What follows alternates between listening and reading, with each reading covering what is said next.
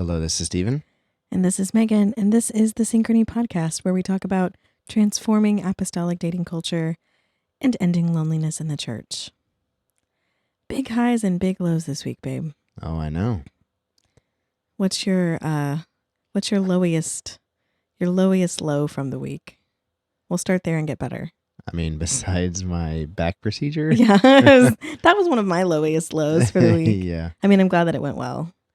For context, Stephen has a herniated disc from a back injury car accident that he had to have some work done on this week, which was very smooth and weirdly straightforward, I guess. But just complicated things for you and us and the family a little bit. Yeah. It's unfortunate, but I'm recovering well, and luckily a lot of the pain that I had before is seemingly this procedure is working, which I'm Praise excited. God. Yeah. It's awesome. That was a low. We lost a friend this week. Yeah. Which was hard. Actually, a family member to one of the folks in our community. So hold them up in prayer. I'm not going to mention names, but Yeah. that's been hard. It was very unexpected. Mm-hmm. And we're potty training. So yeah, that's pretty low. It's going okay. But Let's talk about our high. the highest of highs. You can say it. No. This is your baby. You can say it. It's our baby. This is our baby, but you can say it. Okay. We have had our first Synchrony marriage. Woo! And we're going all out and saying all kinds of names and such because they told us we could. So we were so blessed to hear about the marriage of Sister Wilma and Brother Scott Hogan. Congratulations, y'all. Yeah, they're this beautiful couple. We've teased part of their story before, but the background is that they had actually met before in a Facebook group. Yeah. And I don't know how long they talked or what that entailed, but they had communicated a little bit initially. And Wilma, her perspective on it when we talked was just they weren't quite able to make a deeper connection. It just hadn't really gone anywhere. And I think it's very hard to really get down to depth in something like that. Oh, sure. So they kind of went their separate ways, and I met with each of them individually. They both came through the pipeline in the Synchrony. Yeah, during our beta testing phase. Yeah, during the early stages of it. Right. And I talked to Wilma first, and she was lovely, amazing woman, a single parent, just a powerhouse. And then a couple months later, I think I spoke with Scott, and I remember sitting in the consultation with Scott going, oh man, he would be so good for Wilma. And when I brought her up, he let me know that he'd already talked to her before, but that the door wasn't totally closed. And I was like, well, there's so much alignment here. And then Wilma messaged me I kind of was just okay, well, you tell me what you want to do. I'm not going to match you with anyone else. You let me know. Because we kind of ended on this, well, maybe I should reach out to her again sort of situation. And a few weeks later, Wilma messaged me and it was I don't know what you said to Scott, but things have changed. So that alignment conversation and them kind of knowing going into it that they had all these common areas of alignment and goals and values apparently just really, made it easier for them to connect across the country. They lived on two different sides of the country. Yeah. And they were bringing together. They lived multiple states away, not even one state. No, opposite sides of the country almost. Yeah. And they bring together two beautiful families. Both of them were parents. And it just, we're so happy for them. We're so happy for them. And I got to give Scott a shout out because he's also a beekeeper. Yes. It's very fitting that our first marriage is a marriage of beekeepers. But it's also just it's been so great to see the process work. Yeah. All the way through. Very early on. We know this process mm-hmm. could work right. up until this point, but we haven't had any successful stories yet. We hadn't had any testimonies of it, right? Right. That where people had taken it all the way into a marriage relationship. And but to put it in perspective, we are 10 months from our first consultation that we did. Yeah. not that long ago, we started meeting with people, and we're starting to see those fruits show up. Yeah. And I'm just in awe of the hand of God. I don't think, you know, this wouldn't have happened without the Lord giving these people the opportunity to try this, Yeah. and them feeling a peace about it. You know, a lot of people we speak to say like, well, I'm nervous about this because it's new and different, but I feel a peace about it, you know? Yeah. And I believe that it's just God allowing people to put their trust in a new process and open up doors that way. So I don't want to bring the mood down. Yeah. But we have this amazing indicator that the project is working. Yeah. I want to talk about the way that the project could fail. Yeah. The most likely point of failure for the Synchrony Project is that we don't get access to the men that are the right matches for the women that are waiting in the pipeline. Yeah. So, you guys have heard me rant about this before. I do not believe that what we are encountering is an issue of demographics. No. I don't actually believe that there are 4 times as many single women in the church as there are men. It just doesn't make mathematical sense to me. So, this is me deputizing you, listener. If you know a single man of any age who is dedicated and in church, and you believe that they may be looking for someone, this is your push to go tell them about it. Yeah. Because And the thing is also, this is also a call to people who know that they have pastors that would also be open to using this as a resource.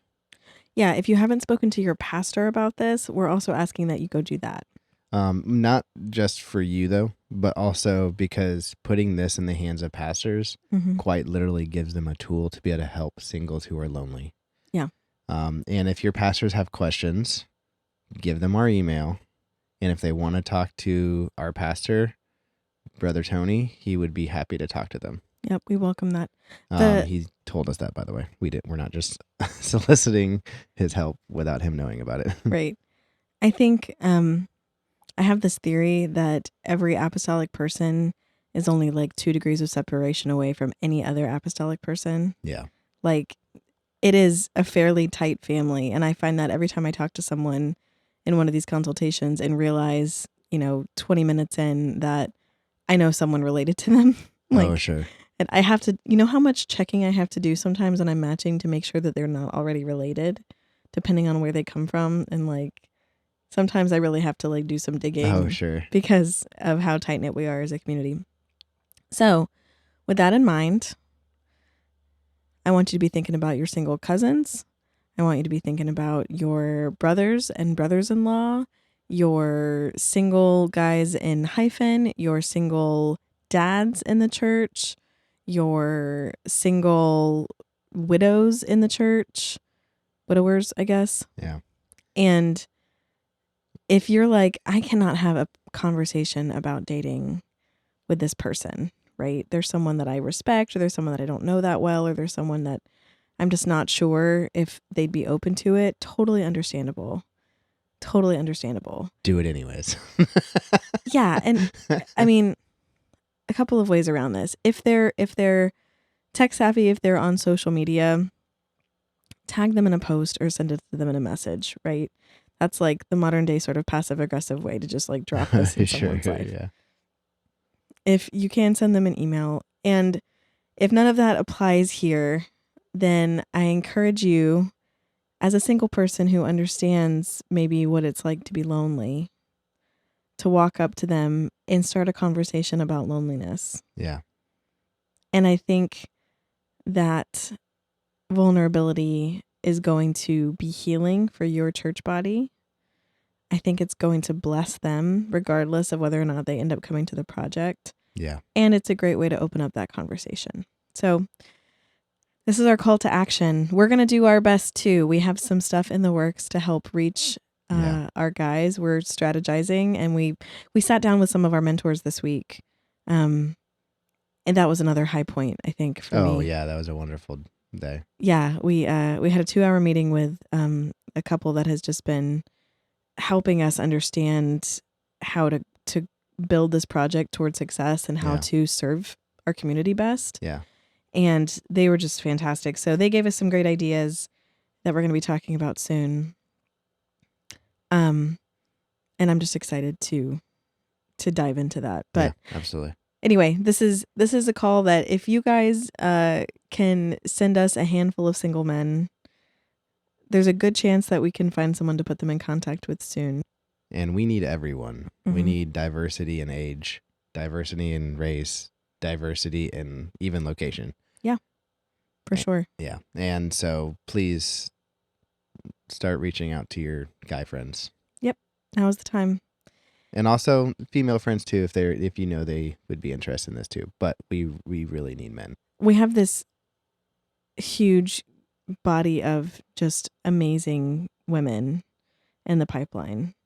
And some of them I haven't been able to match yet, since talking to them months ago, because the right person hasn't come along for them. Because you guys have to understand, like, it's not just like a round robin type situation where a guy comes into the pipeline and I introduce him to every woman in order of when they joined. It has to be about whether or not they're a good fit, right? Yeah. I will err on the side of not introducing you to someone if they aren't a good match for your values and your priorities, because then it's just a bad experience for everyone. Yeah, this isn't a matchmaking service that you're going to get matched. You're going to get guaranteed a certain amount of matches a month, because that's not what we're here about. No, it's quality over quantity, right? Like if you're interested in quick access to lots of matches, dating apps do that. The algorithms work for that. But that means you've got to do the churn to go figure out if that person's right for you. Yeah. Right. We're kind of flipping that script. So we need more guys in order for us to be able to identify the right people for each one. But I am so convinced right now that the process is right. Yeah. And it's working. We get more evidence of that every day, but we're starting to see it hit that critical point of like, oh, the testimonies are rolling in. Yeah. I can't wait for us to be able to read some of these to you guys, with permission. We have a couple handfuls of amazing compliments and testimonies and hoorahs about the project and everything going on. Yeah. And we are not at liberty of giving these testimonies yet, but there will be a point when we can start reading these, and we're really excited about it. Yeah. So, speaking of marriage, what are we talking about today, babe? I want to talk a little bit about how marriage isn't the goal of Synchrony, weirdly. Yeah. Ironically. Yeah. And I guess I should say marriage. Just marriage. Marriage by itself is not the goal of Synchrony, right?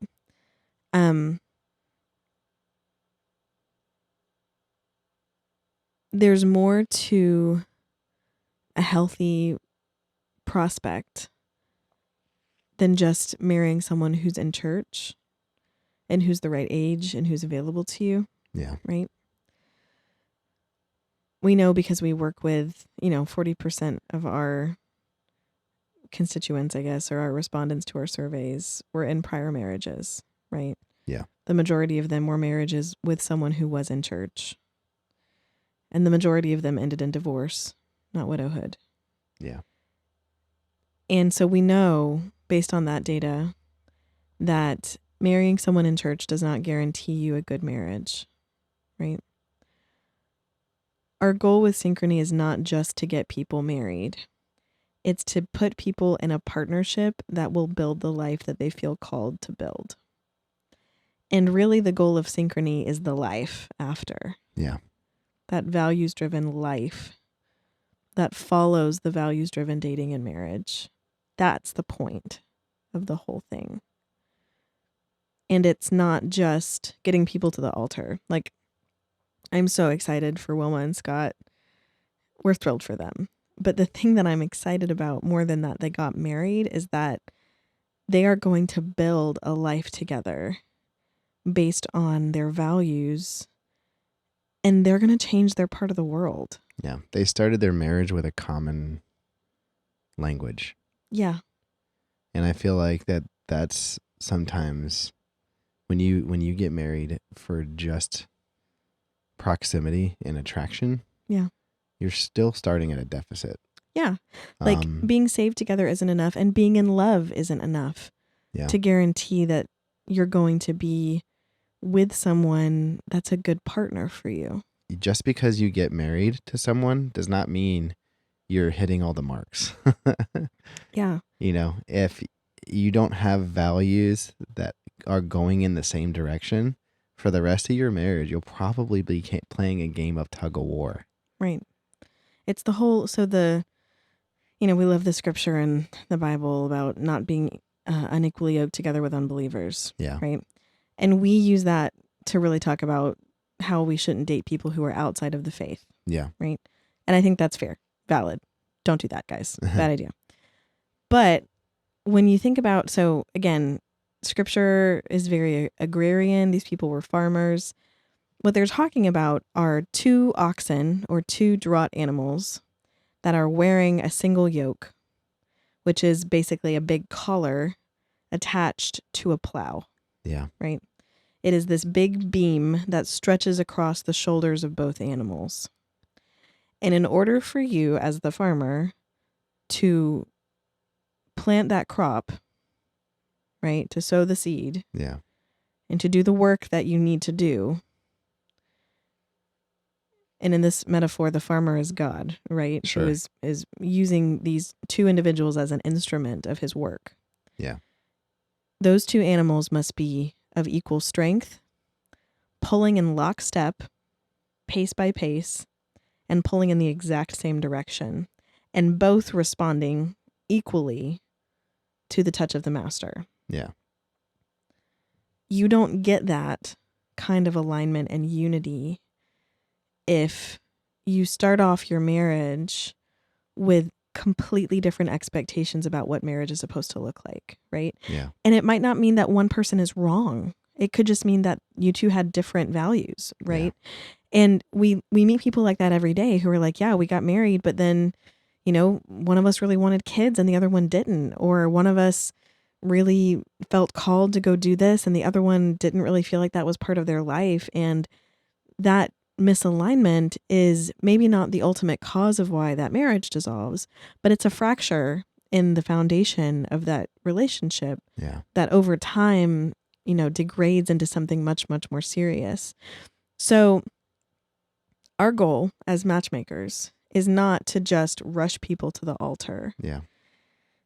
It is to say, hey, you feel called to be in partnership with someone, you feel called to be married. We support that. Let us help you make sure that it's someone who can build a life you feel called to build. Yeah. Who's going to be equally yoked with you, walking with you in lockstep, and listening to the voice of the master to the same degree that you are. Yeah. Let me caveat this though. We are doing our best to see the alignment of different people and trying to match you based on those alignments. Yeah. But at the end of the day, it's your job to do the discernment. To do the discernment, to get to know them, to pray about it, and to ultimately decide. So our word is not. Also to seek pastoral counsel, y'all. Yes, absolutely. Please. We've heard from some people this week really asking about how we interact with pastors, and we would love to interact with your pastors more. Yeah. But logistically, we are 2 full-time toddler parents and 2 full-time employees. Yeah. With really, I would say administration in terms of like the admin of our project here is not our strength, right? Well, no. And also, we're not going to reach out to your pastor for you. If they have a question, they're going to have to reach out to us. Yeah, because we want them. I mean, the reasoning for that is like, we don't want this to come across as like, well, we told your saint that this was the person who was right for them. No, absolutely not. We're telling you, single person, this is a person who wants to live the same kind of life. Maybe you should explore this opportunity. Yeah. And so, our heart for this is really because, you and I have seen both the benefit of a values-aligned marriage, Yeah. and from an observer's perspective, we've seen the detriment of a marriage where that is lacking. Yeah. Why does our marriage with the values alignment work so well from your perspective? Like, what is it about that has made our marriage function well? I'm going to start off by saying that we've been married for 8 years, almost 8 years now. Mm-hmm. And we have 2 children. We've moved somewhere between 4 and 6 times. And we've lived through crazy home renovations while living in a camper with a 1-year-old. Mm-hmm. Not a very big camper either. It was like a 16-foot pull behind. It was very small. Cozy. Yeah. During the winter, which winter in Florida, but it was very cold. And the whole time we were in a unified vision. Yeah. Like, we had disagreements about things, but we talked about them. And we were not resentful with each other. We talked through it. Mm-hmm. And when we were making big decisions about a relationship, we were talking about it the whole time. Like, we were checking in with each other once a week, once every other week. Hey, let's talk about this. We have to think about this. Let's do this. And life has been difficult, but our marriage has been very easy. Yeah. Like, that's the advice that I write in all the, I write this advice in all of like the wedding cards to newlyweds that, people that we get invited to their weddings. It's like, the person you're married to is part of the context of your life's challenges. Very rarely are they the cause, especially if you married someone that was aligned with your values, right? Yeah. And by that, I mean, when you have someone who you are confident is dreaming the same dreams that you're dreaming and is wanting to live the same kind of life that you want to live, right? The frustrations that come up naturally just because of life are things that both of you can quickly put into the same perspective, right? Like, we were in the camper because we bought a very, very cheap house, which we did because we wanted to quickly be able to pay off our mortgage, ideally. And we didn't want to go into a lot of debt. That's a big part of our value system. We knew that from before we got married, that being debt-free was a goal for us and something that we've always been really passionate about. So sleeping in the camper with the 1-year-old and dealing with, our little house being taken apart down to the studs and the complicated renovation process, it was part of, like, we knew why we were doing it. And both of us had the same why. Yeah. Like, when I say dream the same dreams, I mean that you and your partner understand what the priority of something is and what the value of something is, and you're in agreement on that. Going back to what you said whenever we broke up and when we were dating, and if you don't know the context of that story, you can listen to the first 2 podcasts. We give a little bit of background on that. But you didn't marry me to make you happy. Right. I could not be that person for you. Can you talk about that a little bit? Yeah. One of the things that I realized, like, in my soul searching process was that I didn't need to find someone who made me happy, because that's putting my joy in the hands of a human being, right? Yeah.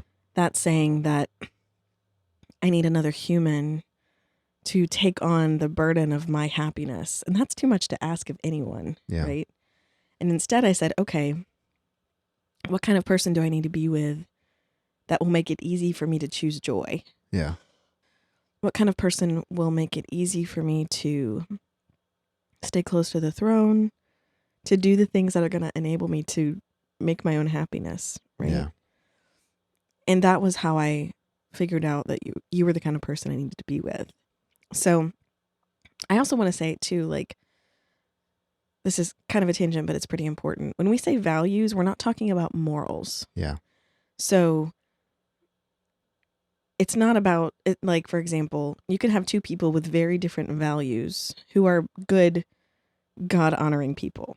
Yeah. attending church, doing the right things, but their values and their priorities are very different. And that doesn't mean that one of them is better than the other, right? Our decision to buy a fixer-upper and live in a camper is not a morally superior decision to someone else's decision to buy a traditional house and pay it down very quickly, Yeah. right? Identifying your values and finding someone who's close to your values doesn't mean finding someone who's more right. It means finding someone who's more aligned. Yeah. And that's why this is so important, because you can be in church, going to church with people who have great morals and adhere to them, who share the same moral guidelines of what is true and what is right and what is holy, but who have vastly different values. Yeah. Because they're different people and they are called to live a different life, right? Yeah. Our calling is not the same as the couple who is called to be, like you and I think it's safe to say, we're not called to be the pinnacle of put together and aesthetic, beautiful ambassadors of the church when it comes to things like hospitality. Not in this season. No, not right? in this season, at least.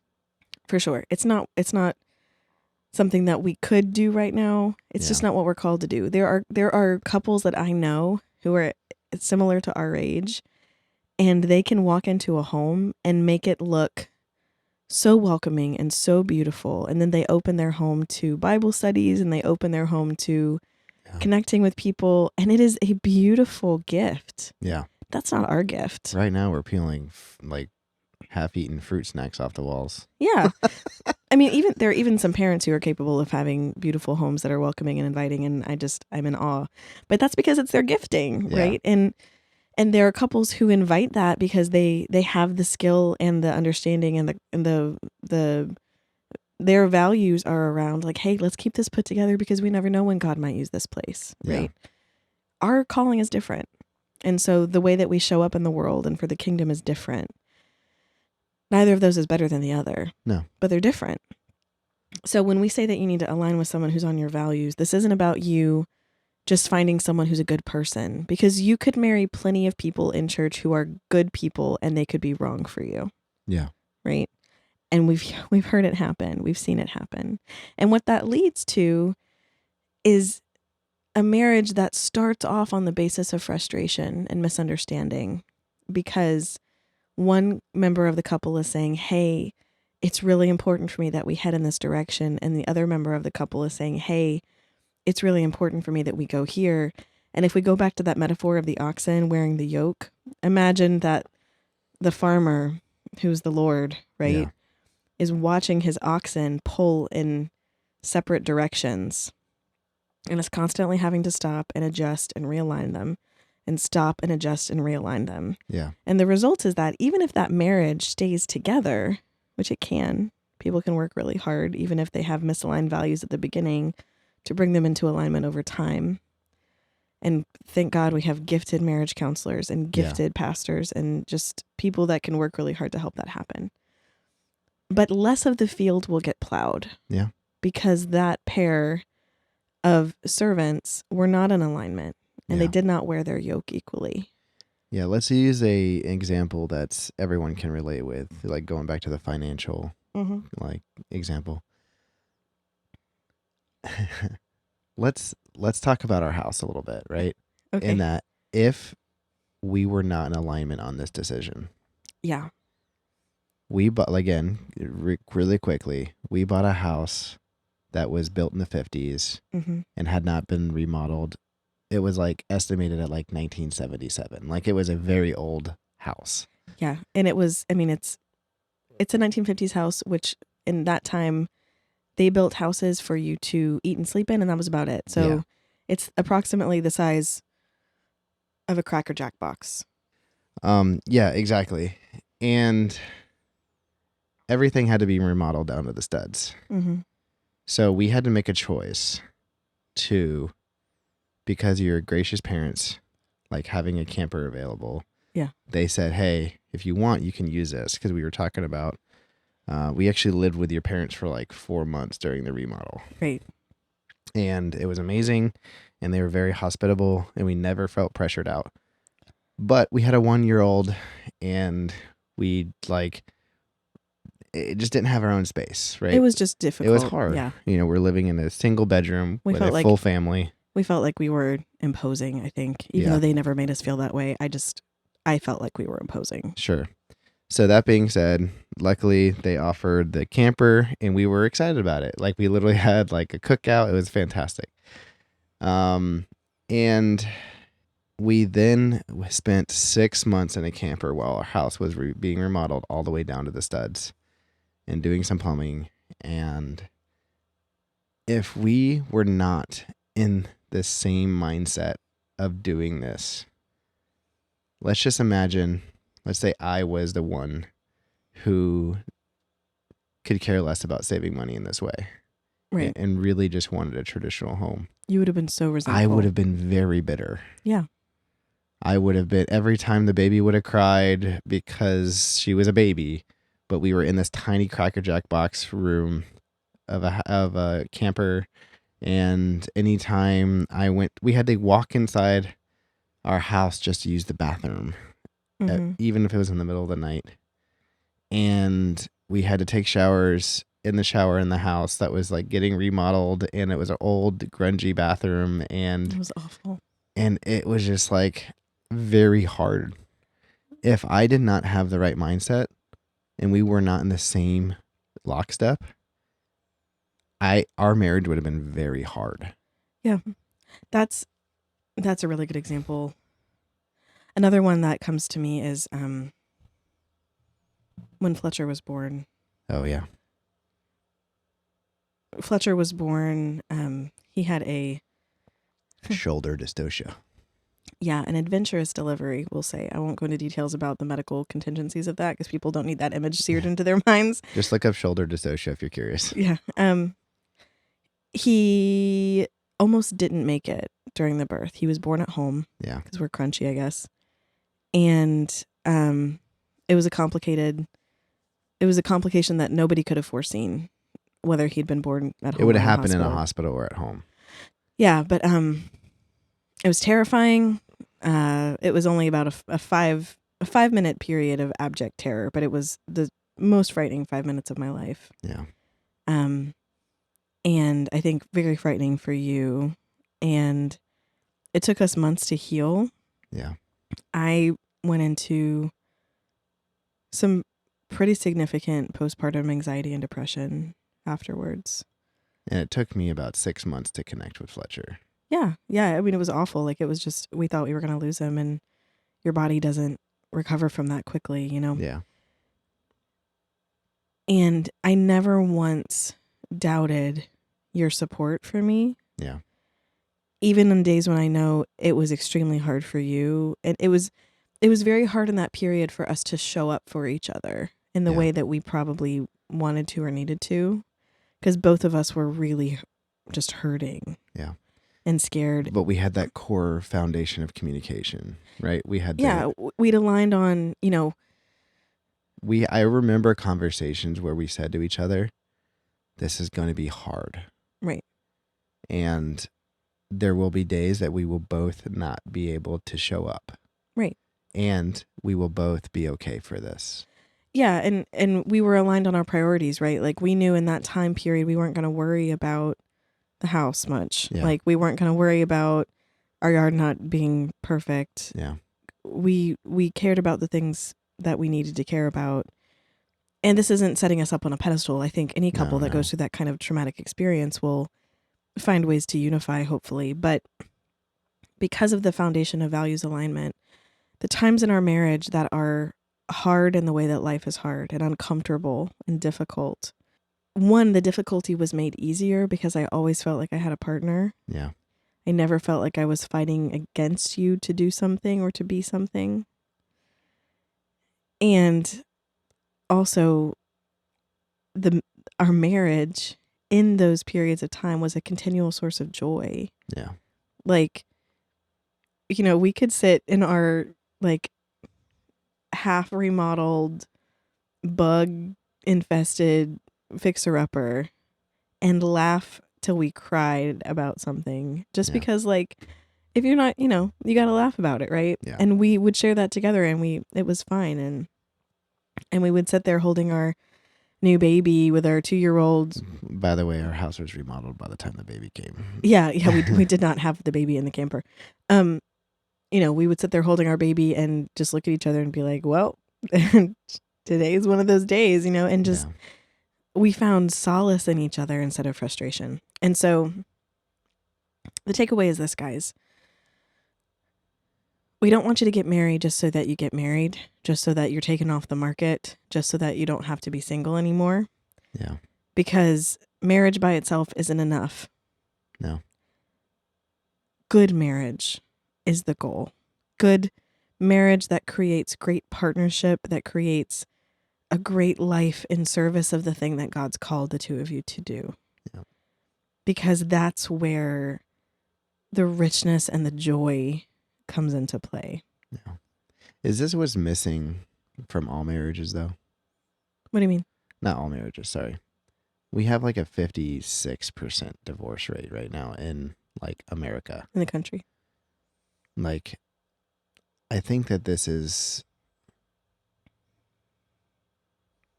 the modern day plague of marriages, is people getting married, whether you're religious or not, whether you're Christian or not, because you have one or two things in common and that's it. And then you just roll with that. Right. You don't ask deep questions. You don't ask hard questions. You say, we'll just figure it out as we go. Right. You fall in love and you hope that will be enough. Yeah. And it's usually not. No. Love is wonderful. And I am very blessed to be madly in love with you. Yeah. But I am not madly in love with you to the point where that would be sufficient for me to live with you in a camper for 6 months, No. No. You need more than that to have a great partnership. You need more than that because, and I know the romance novels have sold us a lie about this, but the majority of your life will not be spent looking longingly into each other's eyes, right? No. And the majority of your life won't be spent in the throes of physical intimacy. Sure. And I do want to say, just to make sure, if we didn't say this enough, me and Megan have had emotionally hard and distant times from each other in our marriage too. Like, I'm saying that in a sense of like, it has not all been peaches and cream. Like we've worked through marital struggles. Yeah, but it wasn't the way that I expected it though. I expected fights and slammed doors and you sleeping on the couch. Yeah. I was raised with specifically you sleeping on the couch. Yeah. Which I could sleep anywhere, so. Yeah. No, but I was raised with the concept that everyone argues. Sure. Everyone yells at each other. Right. It's kind of like the trope I've been told about marriage. Right. Yeah. Or you're just going to go through periods where you don't really like the other person very much. Yeah. Right. I don't think it happened for us that way, really. No. There were periods where we had to work through stuff. Yeah. Sure. And we had to have hard conversations about our feelings. But, I mean, I have never felt distant from you. No. For more than an hour or two. No. That's the thing is we both agree that if there is that wedge for whatever reason being built, mm-hmm. we address it very quickly. Yep. We have that conversation very quickly. Yeah. I want us to not fall into just like navel gazing here and just like talking about how great our marriage is all the time. Well, no, that's why I was trying to.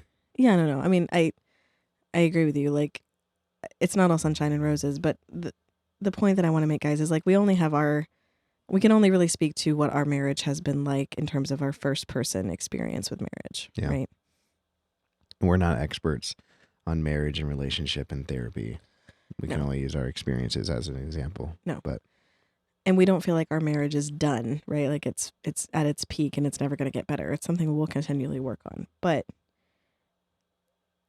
the takeaway here is like, we want you to understand what the end goal is. Yeah. Right? The end goal is not just marriage by itself. That's not enough. The day you get married, the day of your wedding, is the least important day of your marriage. Yeah. Because it's very easy on that day to promise what you need to promise. And then the rest of your life is showing up to that promise.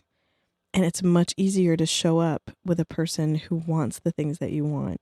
Yeah. It's just easier and more fun, I think. So let's put a bow on this, shall we? Sure. You guys have probably, hopefully, have not been privy to this, but this podcast recording has been plagued with coughing fits, and at one point a massive palmetto bug walked through our shed, and we had to pause so that Stephen could take it outside and end it, because I cannot with palmetto bugs. So she is ridiculously terrified of those things. It is irrational. It is a completely irrational fear, but I cannot. Anyway, so we're excited about the couples that are meeting with each other and finding connection, and we could not be happier about the folks that have just recently gotten married. We're so excited for them. Congratulations, y'all. But we want you guys to understand that our goal is more values-aligned couples working in partnership, equally yoked in service of the kingdom. We want to see the Master being able to put our united couples, freed from that loneliness, to work in that field, in whatever capacity he has called them to, in whatever gifting he has given them, right? Yeah. And we believe so strongly that that kind of partnership is what leads to a marriage that is deeply, deeply fulfilling and satisfying, more than any other factor. That's the goal. Yeah. So when you're out there talking to the single men that you know this week, if they have, questions about why we do what we do, and how it's going to work, and whether or not we're going to try to just set them up with the first person that is living in their area, send them some of this, right? We want you to have a marriage that enables you to lead the life you feel called to lead, and that maximizes the calling of your partner, so that you two are sharpening each other together. And it's fun when you do it that way. Oh yeah. Even if one of you is the designated bug killer. Oh sure. Babe, I forgot to mention something to you. A couple that I didn't realize was listening to our podcast is listening. Marty and Jeanette Johnson are listeners of the podcast. Yes. Oh, I love them. Who are kind of like bonus parents to me. Yeah. And just two of the most incredible people, and a couple that I really look up to. Yeah. For their perspective on partnership and marriage. We love you guys. We do. They're just very inspirational to me.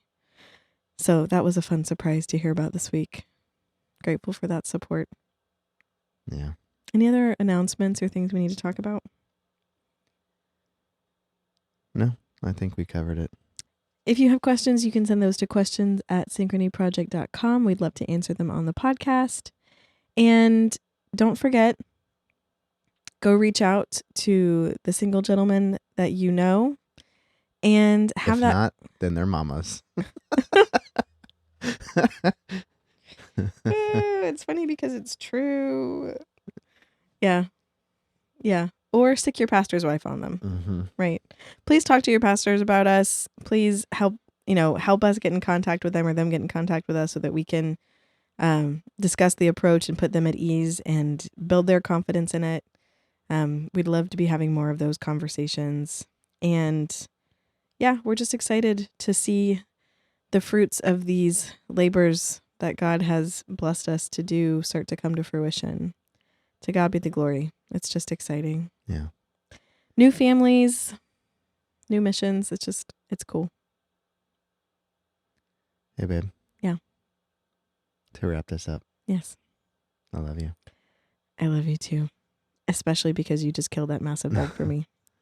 Not gonna lie, that was really, really really attractive. Anything I can do. Yeah, we don't really have dragons or monsters or anything else that you could save me from, but the roaches are enough. Roaches and wasps. Yeah. All right, guys. You guys have a great night. Till next time. See ya.